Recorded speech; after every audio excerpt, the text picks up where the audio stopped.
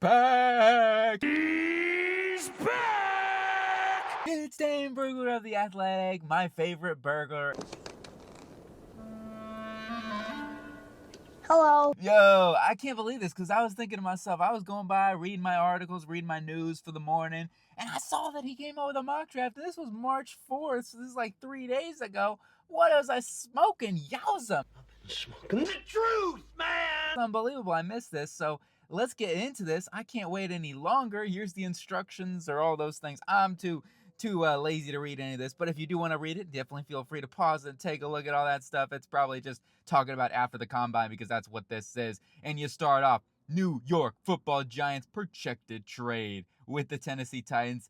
This is the thing I keep hearing, and for the Tennessee Titans, it's a great idea if you can do this, if you can sucker the Giants into it. I'm sorry, Giants fans, but ultimately, yes, you have to look at this for the Giants. You're saying to yourself, you're trying to get your franchise quarterback, and I totally respect that, and I understand that. At the same time, it's like, wouldn't you think you learned your lesson before in the prior past? So that's the only thing that I really look at here. If Cam Ward or Shedeur Sanders, whoever you like, falls to you at number 3, then you go for it. Try to bring in the darkness if you can, and Aaron Rodgers possibly.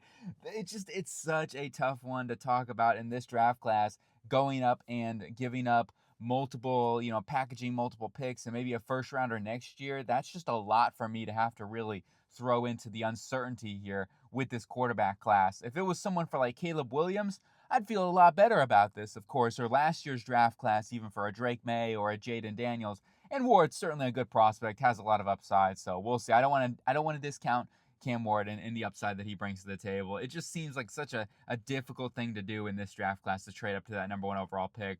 And then you went to the Cleveland Browns and you got Abdul Carter, the edge rusher from Penn State. Love it. This is a great pick. This is one that, even though the medicals, he says, might be tricky, I think it's going to be a dream scenario for the Cleveland Browns. If you do lose Myles Garrett, well, you just go from one, maybe Hall of Famer, to the next. I mean, hey, I don't want to go that far, but I think Abdul Carter certainly has the traits to warrant being possibly a Hall of Fame level edge rusher with the right development. And then you go on to the Tennessee Titans. Travis Hunter, corner/receiver. Where do you play him? This would be awesome for the Titans because now you trade down and you could say to yourself, we're getting the player we want, or one of the players we wanted anyway, and we get a ton of draft capital in exchange. So yeah, this is literally the dream scenario for Tennessee Titans. And new GM Mike Borgonzi. Great start for their team. And then here we go, New England Patriots. Armen Embu, the tackle from Missouri. I did this in my New England Patriots mock draft yesterday, and I was like on the fence, like I'm just struggling with like all these things. But Embu, his testing numbers are elite. And when you're in graphics with guys like Tristan Wirfs, Trent Williams, those are the company of names that you're in athletically, profile-wise. Like, that's something to take note of. His film, it's very good. He does need to get better, in my opinion, with his hands. That's the big thing. But even Tristan Wirfs coming out was not perfect in that department. He worked on it. That is an area, if there's one portion of your game that I feel like, okay, we can work that out, that's certainly one of those things. Besides that, he does get a little lunge happy at times. Overall, like, he's got immense power for a young guy, 20 years old. He's got the elite athletic profile. His arms are fine, just under 34 inches. He's got an 82-inch plus wingspan. So, yeah, he's in really good positioning there. And here are some of the measurable comparisons when you talk about, and we can even look at those even further. And you see between him and Will Campbell kind of showing some of that side-by-side comparison out here. It just goes to show you, I mean, that wingspan, that 5-inch wingspan, that's a pretty big sizable difference. Both very good athletes. And I do think Will Campbell can be a tackle too. Okay, here we go. I'm doing the Jaguars video right now. I'm working on this, going through the roster. I actually really like this pick a lot. It's either Mason Graham or Will Campbell in my eyes. Getting one of those dudes is a big need for the Jaguars. Their offensive line, especially with Liam Cohen coming into town, and they're going to emphasize running the football. Will Campbell is one of the best run blockers too. And you plug him in, whether it's guard or tackle, like he's just going to be an immediate upgrade for their offensive line. I mean, you could compete it out with Walker Little. I'm not sure exactly how high the new coaching staff is going to be on Walker Little. Like, I still think Walker Little can be the left tackle. No matter what, though, you figure that situation out with Will Campbell, maybe end up being left guard, and then you put Ezra Cleveland over at right guard, or however, right? One of those guys plays that guard position, and that would really help out their offensive line. Hey, even Ezra Cleveland possibly go into center now that Mitch Morris is retiring from the NFL. Offensive line, definitely a underrated need for the Jaguars. Then we go on to the Raiders. They go Ashton Jeanty, the Boulder. He's going into Chip Kelly's offense. It's just, Pete Carroll, this screams like a Raider already. Like, I love this fit. I love this pick. You can't really draw it up much better than that. It just comes down to do you take a running back at number 6 overall? And I would say yes. You know what I'm saying? Their offensive line, too, can justify this. While it's a young, still developing offensive line in many departments, I still think that they are a relatively solid enough offensive line where it's not like they've got gaping holes there to fill. And then you go into New York Jets, Mason Graham, the Michigan Wolverine. I love this one as a Jets fan. You plug him in next to big Quinn Williams, their baby Quinn Williams on that deep, baby face Quinn Williams, I should say. But Mason Graham would be an excellent choice. He is BPA at this point, too. And yes, you say, oh, he's got stubby short arms. Man, I don't have a problem with him out there on film. He gets off blocks consistently. I'll take some dude with 31-inch arms that knows how to get off blockers compared to some 38-inch arm, freakazoid. No, I don't think there's any 38-inch arm animals out there. I'm sure there are some animals out there that have 38-inch arms, but humans, I'm not sure. But yeah, Mason Graham, I would absolutely take him. No problem about that for AG in that defensive line. Carolina Panthers, Shamar Stewart, the edge rusher from Texas A&M, the freak athlete, 1.58, 10 yards split. I'm just laughing even thinking about that at his size. And then, of course, he's got 34-inch arms, and he's got a 40-plus inch vertical. Those are Myles Garrett level stats and numbers.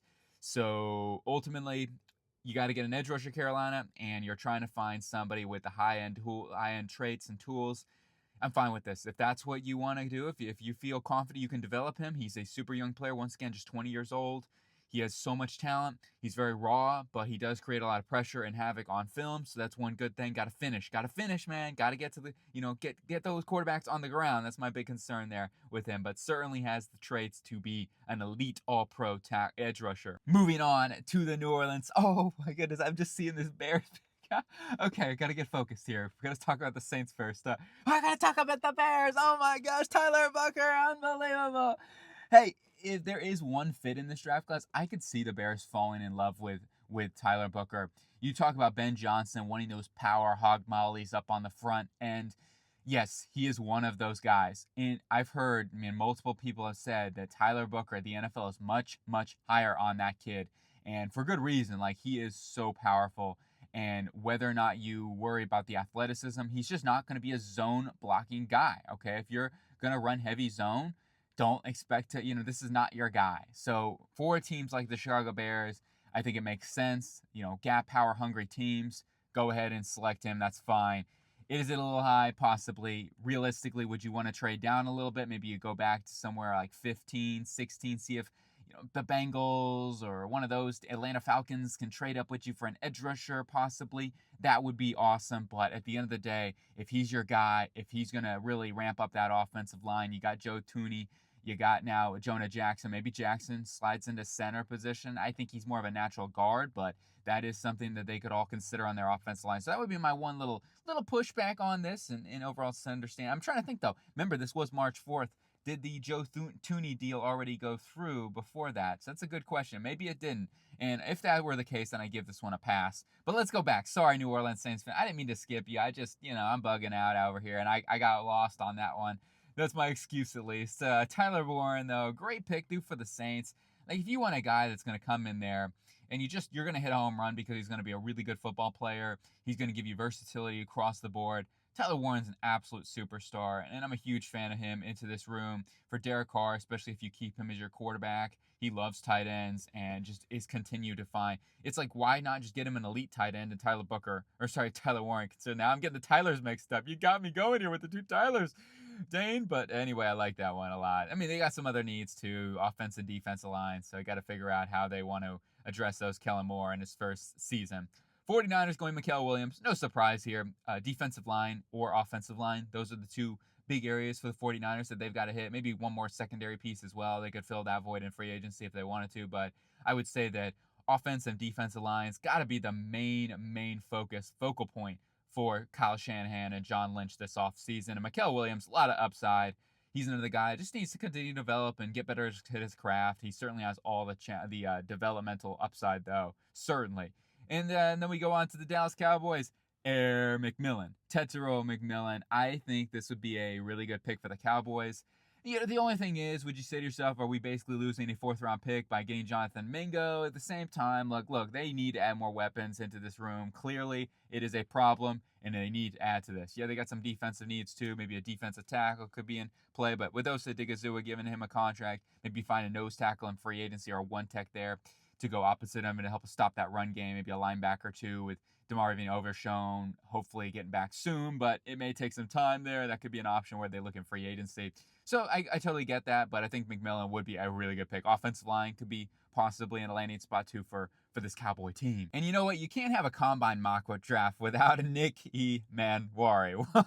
I mean, he came in over 6'3" too, which was, I thought he would come in maybe, 6'2", or, they always list him over. And this year, I noticed that a lot of times, there were a couple of guys that actually were underlisted, like Armin Embu, Nicky Manwari, like there were some guys that came, Josh Connolly, that were actually above their listed heights, which I'm like, okay, that's what I'm talking about here. Normally I'm used to seeing guys that are like listed at 6'5" and they come in at 5'8", and I'm like, what the heck? What's going on out here? But yeah, this year it was a little bit different, so I'm glad to see that. Nicky Manwari, though, certainly has, look at the vertical difference between him and Malachi Starks, a 10-inch vertical difference. Oh my, really? I forgot Malachi Starks was only a 33-inch vertical. I mean, Malachi Starks going to be a good football player too, and he may end up slipping to this today too, which would be a incredible value. Anyway, Miami Dolphins, Javon Holland's probably on the way out. Jordan Poyer on the way out. They need to find, you got Elijah Riley who could be brought back on the cheap. Besides that, though, you know what I mean? Their safety room's a little thin. It's so difficult. Miami Dolphins are in a very tough position. I almost would say, hey, Miami, if you can, trade back and get more draft capital, because you got a lot of holes to fill on this roster. So you need as many swings as you can. You got safety void. You got potentially defensive tackle. Not potentially. I think they definitely do have some defensive tackle help. Even if you bring back Benito Jones, they're going to need to add some more presence of youth in there. Offensive line, still a big need for them. So there's definitely some voids they got to fill. It's not, it's not like they've got gaping, like it's a horrible roster. They've got superstars at least. It's just they're going to have to fill some areas. Nicky Manwari would definitely fill one of those big areas. Colts, Colston, Loveland. Yeah, even got the ring to it. The Colts, Colston, Loveland, Colston. I don't know. But yeah, hey, if you can't get Tyler Warren, Colston Loveland would make a lot of sense, right? Tight end, who I think he's got the elite upside with it as an athlete. He's really good. He's got better size. And he was another guy that listed came in higher than his listed, what was it, like 6'5", something like that. So he was listed like 6'4", just under 6'5", I think was, going into the season. So that's good to see. Colston Loveland's a giant out there, man. And he's got really good athleticism for a guy. He is 6'5" plus, that he moves like that. It's, sign me up for Colston Loveland. Just want to see him improve his blocking a little bit more, but certainly has a lot more receiving upside for the Colts in that offense. Jalen Walker, the edge rusher from Georgia. Yes, I love it. I really do. I think that this is the only thing I talk about with Jalen Walker. He's got first-round traits. I think he's got second-round tape. I think Walker is a guy that you need, when you draft him, you need to say to yourself, okay, we got a game plan. We know what we're going to do with this guy. Jeff Ulbrich, the new defensive coordinator for this team, does he fit for them? So I love the idea of getting an edge rusher and trying to improve the talent. That would be my only pushback. Is Jeff Ulbrich going to be cool with this? He did use Will McDonald and, had no problem. Will McDonald had a great season. I think that is going to be the biggest question mark, is who's going to fit his scheme. Would you be looking at somebody else in this range? You trade back and go with a Landon Jackson or somebody like that, right? Or if Mikael Williams, or even, you can look at James Pierce here too and say maybe he's got a little more of a Will McDonald vibe, where some upside, he can build out his profile and get a little bit stronger. Jalen Walker does have a decent enough frame, even though he's only 6'1". So, you can make that argument too. But I think that Walker is more of a 3-4 outside linebacker edge rusher than he is a hand in the dirt 4-3 edge rusher. Like that, to me, if you put him in that role early on, I just think there's going to be some serious pain for you in the run game. Let's just be real. And then we go on to the Donovan Ezeraku. Ooh, Donovan Ezeraku. Look, Ezeraku, it wouldn't shock me if, like Will McDonald, he goes in that sort of range. I think that you just look on his film, and his film is better than most of these other edge rushers. He just doesn't have the high-end traits that some of these other guys, in terms of like athleticism. Now, he is one of the twitchiest guys in this class. I'll say that. Like, you're talking about a guy that has as good of inside counter moves as anybody. I think Donovan Ezeraku's right there. He moves incredibly well, and they need more pass rush, so I don't have a problem with that at all. And then moving on to the Cincinnati Bengals, and they go Will Johnson, the cornerback from Michigan, the Wolverine. This would be a BPA pick, and look, I'd be okay with this one. If you want to improve your secondary some more, I don't have a problem with this. Of course, you got a lot of young guys in there, and that's what I've said for the Bengals. I prefer them maybe to go out in free agency and get somebody there. But at the same time, I mean, if Will Johnson's on the board and you want to continue to add and hope find that surefire number one CB, then Will Johnson would make sense. I should Jahdae Barron, Will Johnson, getting one of those guys. I mean, Barron would give you maybe a little more versatility, play in the slot, play on the outside, especially Mike Hilton being a free agent. I think Daxton Hill could play in the slot too for them. So there's some options there. I certainly don't hate this pick though. It just comes down to what is the new, Al Golden, how is he going to go about this? What does he really want from his secondary? Who does he believe can step up for them, and where does he want to go? Jahad Campbell, linebacker from Alabama. I don't have a problem with this one. I love Jahad Campbell. I think he's super underrated in general, and I'm glad he's starting to get more like hype and whatnot, top 20 hype, because to me his film is really, really good. And he's got the tools you look for. And you talk about Mike McDonald liking to blitz his linebackers and the way you can use Jahad Campbell. That would be okay with me. You pair him up. And they've got some young guys in that linebacking core. And still, it's still early to be determined whether Ernest Jones is going to be back, who they sign. Yeah, you got Tyrese Knight, and he's really played well as a rookie. At the same time, like, could they add a stud in there, like a Jahad Campbell with his elite speed? And they're saying to themselves, look, this is our Patrick Queen / Roquan Smith type of build here with Mike McDaniel, then I'm cool with that. It's a great pick. And then we go on to the Buccaneers. Mike Green, the machine from Marshall. It's clear, like John Lynch, not John Lynch, pardon me, but Jason Light has already kind of been out there. I'm mixing up names today. I told you. Whew, first off, we got the Tylers, and now we got Jason Light and John Lynch out here mixing this up. I don't know how I got that one mixed up, but Jason Light, pardon me, Tampa Bay Buccaneers fan, great GM, might add, one of the best in the NFL. Mike Green, he's already made clear that he wants to improve the pass rush. He wants, and Todd Bowles has said this too. Look, we want to be able to not have to blitz all the time. So if you go get Mike Green, he's going to give you more pass rush. It makes sense, right? Absolutely. I think Jahad Campbell would be great too. Now, if you wanted to blitz more, that would be awesome. But Denver Broncos going with Amarian Hampton, running back from North Carolina. And I'm okay with this one. Look, I think that I would still lean going after like a Luther Burden here. I know they got a lot of guys at receiver that can make plays, right? And guys stepping up, Troy Franklin, Marvin Mims, Devon Vele. Of course, you got Cortland Sutton. So it's like if you didn't want to continue to claustrophobic that wide receiving room, then you say, let's go add a weapon out of either backfield or a tight end. Both tight ends, first round guys you could say are off the board. So I respect that. Amari and Hampton, they do need a running back. Like, they're explosive. Their longest run was like 29 yards, I believe, this season. That's pathetic. And then we go on to Pittsburgh Steelers, Shedeur Sanders. Woo! Unbelievable. Okay, Shedeur. I forgot about Shedeur. In the title, it even says Shedeur Sanders falls, so I should have expected this. But Shedeur Sanders still on the board. And for the Steelers, look, I think Shedeur Sanders, if you're talking about landing fits, I do think Pittsburgh would be a great spot for him because Mike Tomlin, he ain't going to give a crap what you say about the media, all those sort of things. Oh, prime time. Mike Tomlin ain't going to give none of that, right? He's going to look at it totally different. So if you're Pittsburgh and he's on the board, I'm actually okay with this. I think it's a really good pick for them. And they've got to find a quarterback somehow for the long haul. They've been searching. They've been finding these stopgaps, like who's going to be your franchise quarterback going forward. You could say, well, this is Kenny Pickett 2.0. I think Shedeur Sanders is better. I don't know. That's my opinion, but it is what it is. We'll see. Chargers, Matthew Golden. Go get a golden receiver for Justin Herbert. He put up a blazing number, 4.28. I didn't expect that at all from Matthew Golden. I was thinking like 4.3, but he is certainly, 4.3. I'm thinking of Maxwell Harrison, but I was thinking like 4.4 from Matthew Golden. Ended up putting up a 4.3. Faster than Isaiah Bond, too. Can you believe that? Unbelievable. But Golden would certainly add another weapon. I think he can play on the outside and in the slot. So I'm not worried about Ladd McConkey can play inside out, too. So you're adding like two elite change of direction route runners next to Quentin Johnson. Maybe he can, get better, more consistency of catching the ball. I mean, that vertical threat. Overall, like, I'm okay with this one. I'm fine with it, especially if they lose Joshua Palmer. That would improve their wide receiving room quite a bit. And they do need to add firepower, whether it's running back, tight end, wide receiver.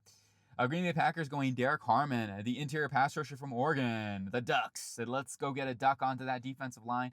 And I'm fine with this one. Look, their interior really underwhelmed this season, in my opinion. I mean, Wyatt stepped up as a pass rusher. I thought he was their best pass rusher on the interior.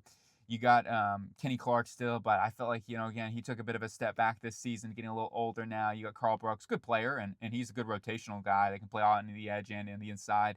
But Harmon would certainly add another beast to Jeff Hafley in that defensive scheme on that front. And I think he's strong enough where he can hold the point of attack and run game. He can handle double teams. So if you wanted to view Harmon as a guy that can definitely play a little shade one for them, that would be a really good pick. And ultimately add more pass rush onto that front. Definitely have no problem with that one. I mean, you got cornerback, of course, being a big possible void for them if they end up trading Jay Alexander. And you talk about maybe another wide receiver, and they could trade for DK Metcalf. Oh, that'd be so cool if the Packers can trade for DK Metcalf. Like, that is literally what LaFleur wants in his offense. Deep threats, some deep speed. Let's go. They throw the ball deep a ton. Minnesota, they go Kelvin Banks Jr., tackle/guard. And in this case scenario, you just plug him into one of those guard spots, and maybe he's the long-term right tackle for Brian O'Neill. Like, that's a good pick for them. I really do. I think that's a good pick. Cornerback, interior defensive line. Those are going to be some voids, maybe even safety possibly, depending on what they do with Cameron Bynum. And, the hitman, we'll see if he retires or not. So, yeah, I mean, those are some things. He's getting a little bit older. He may want to come back. I hope he comes back. But they got to think about some of those things. I think Banks, though, would be a really good pick to fill a void that is a huge problem for them, especially at the end of the season. People blame Darnold, but that offensive line, I don't care who's quarterback. That was really bad. On to the Houston Texans, and they're trying to fix a problem on the offensive line. And Gray Zabel from North Dakota State, like, I do like this one. He could play center or guard, so that versatility would help them out too. And if you're talking about Jaret Patterson, Juice Shrugs, there's a lot of youth there, and there's one of the reasons why I've kind of said, hey, go out in free agency and see if you can pick somebody up there to help fill that void. They can come in day one you feel confident about, but at the same time, clearly need an upgrade, right? And Zabel, to me, would be a clear upgrade. It would be a noticeable path where you're like, okay, this is going to give us a big-time addition to our offensive line in the run game and in the pass game. So if Zabel's on the board here and you're just not confident with some of the development there with some of those young guys, then I'm okay with them going back to this. And you get all, Shaq Mason could be on the way out here soon, had a bit of a down year in my opinion. So those are all options on the table for them. They do need to improve their offensive line. Titus Howard, maybe you plug him back over at right tackle, let Blake Fisher develop for another, Blake Miller, develop Blake Fisher. Blake Miller develop a little bit more, and hopefully he gets into that long right tackle position for them. Rams go on Emeka Egbuka, receiver from Ohio State. I certainly could see this one. They did just re-up Tutu Atwell to another one-year contract, but it is only a one-year contract, and they still need more weapons in that room. So this is a sneaky need. It's not a sneaky need really anymore. Like, it is a need. You need somebody besides Puka Nacua and Tutu Atwell. So getting a guy like Emeka Egbuka who can block as well, like, he's going to fit Sean McVay perfectly in what he looks for from receivers. I think you look at cornerback. I think you look at offensive line possibly. But, with Aldrin Jackson coming back, maybe offensive tackle is a day two need for them. Ravens going Jahdae Barron. This is a BPA approach for them. He's still on the board. I actually think he'll go higher than this in the actual draft with his speed. I mean, 4.39, I didn't expect that at all. So I think he could be a guy that ends up going even above Will Johnson. I would take Will Johnson personally over Jahdae Barron, but Barron, a guy for a zone team. Oh, you're going after Jahdae Barron in 100. You're a non-fold. Like, that is just an easy pick. Plus the versatility he brings. Whoever's getting Jahdae Barron is going to get a very, very good football player and somebody that's going to be making plays for you in your secondary. And you pair him up with that young core and Nate Wiggins and obviously Humphreys is your veteran leader in that room, then you got yourself an elite secondary if they want to do that. Hey, Jahdae Barron could even play safety a little bit for them too. So it gives you some more versatility that they love in the secondary. I still lean other areas like defensive tackle for them. I'd go Walter Nolan if he was on the board at this point. Offensive tackle/guard still could be in play for them, depending on Bakari and also what they do with Ronnie Stanley. Kenneth Grant, Detroit. Oh, my goodness. I love this one. I really do. Kenneth Grant would be a great pick for Detroit. I really love this one. DJ Reader going in last year of his contract. It gives Kenneth Grant. And defensive tackle is a tough position if you expect them to start right. I don't care who you are. Most of the times, it takes time as a defensive tackle to really hit the ground running. It's hard to find your Jalen Carters, your Braden Fists, things like that. Like, it does take time naturally to get a grown man strength body, but Kenneth Grant does have that, and he'll be a good rotation play early on. And for the long haul, he'll be this team's one tech with Ali McNeil, and we'll see what they do with Levi Unzarike, or if they bring somebody else in there to help fill that void, why Ali McNeil is coming back healthy and all those sort of things. But I like Kenneth Grant, and what he brings as a grown man to that defensive line, just building a wall, a fortress for that Detroit Lion defensive line. And then the Commanders go Josh Simmons. Great pick. One of my favorites in the draft. Like, if you can get Josh Simmons at 29, you laugh to the bank, Adams Peters, because you just found yourself a steal. You got your left tackle of the future. You move Brandon Coleman inside the guard, and you are just ecstatic because now you got yourself that blindside protector. Now, Andrew Wiley is somebody that they could move on from this offseason, but you can, go out in free agency. Or maybe, hey, look, Simmons could also play right tackle if you want to keep Coleman over at left tackle. If he gets better, then yeah, I mean, he's just got to get better with speed. However, like there's still talent there with Coleman, and certainly could end up being the left tackle still. Buffalo Bills, Maxwell Harrison. Okay, here's the time, 4.28. Everybody's gonna talk about the look. When you're the fastest guy at the combine, your draft stock goes up. It just is what it is. Everybody out there is seeing that 4.28 and knows that you're the fastest man at the combine. You're gonna go up on the boards, and his speed, athletic profile is really good. And for the Bills, it would I'd say the Bills of the old, it would make more sense. Now, Bills have started to play more press man coverage, and I think Maxwell Harrison is more of an off zone, off man cover corner. However, like I'm not saying he can't do that. He just has to get stronger. He has to get more. I would not say he's the physical presence, but since they have Christian Benford in here, I think it's a good parent. So that is why I'm giving this one a still. I think it'd be fine.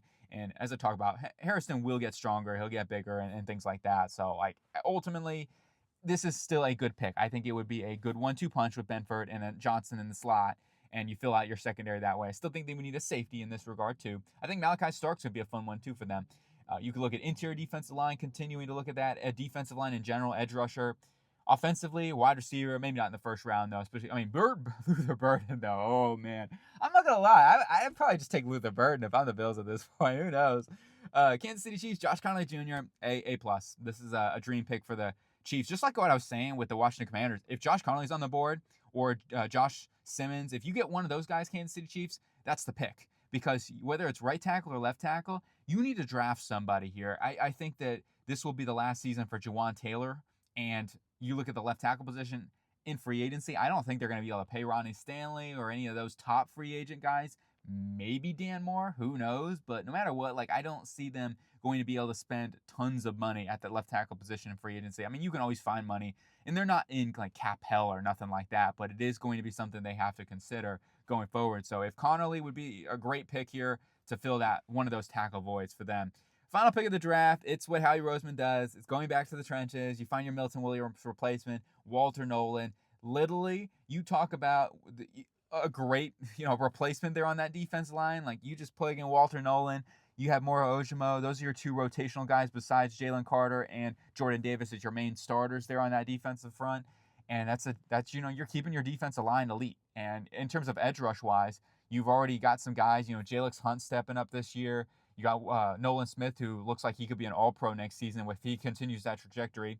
Bryce Huff got to play better, but hopefully he gets fully healthy. You bring in maybe a free agent off the edge and maybe a day 2 pick. That fills out your edge room. You get an offensive tackle to develop on day 2 as well, maybe a tight end. Then, yeah, I mean, I think that's really the game plan for the Philadelphia Eagles going forward and keeping their cap under control while also building through the draft. So that's going to do it here. Dane Brugler's new Combine NFL mock draft. Let me know what you think. Agree or disagree? What did he do for your team that you did like or did not like? Anyway, hope you guys have a really good day, and I will talk to you later.